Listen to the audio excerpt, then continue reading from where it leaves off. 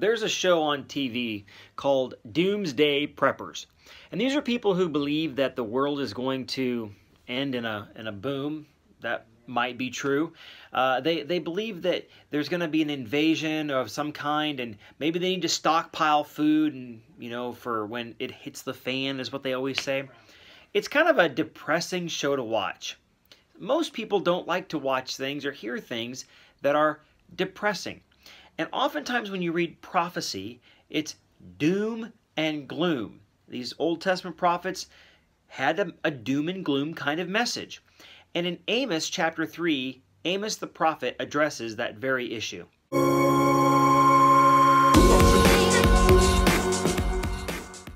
In Amos chapter 3, he says in verse 3, "Can two walk together unless they are agreed?" The answer is obviously not. They have to agree. He says, "Can a lion roar in the forest if he has no prey?" No, he doesn't roar until he has prey.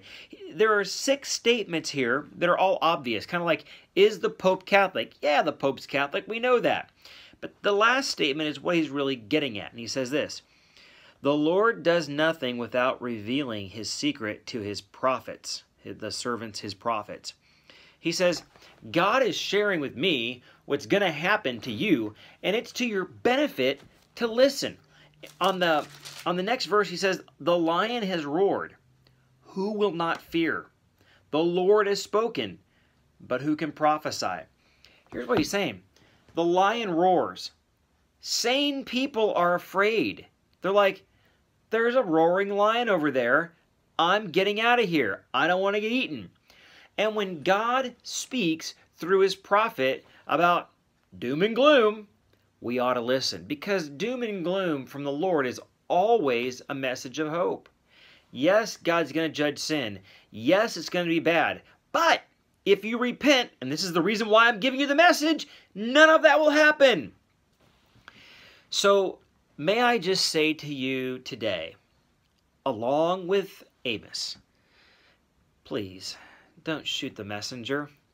We've been going through these Old Testament prophets, and I know there's a lot of doom and gloom, and it is the message of God to Old Testament Israel, and believe it, it's the message of God to America today. Anyone living outside the will of God should fear God and should fear displeasing him.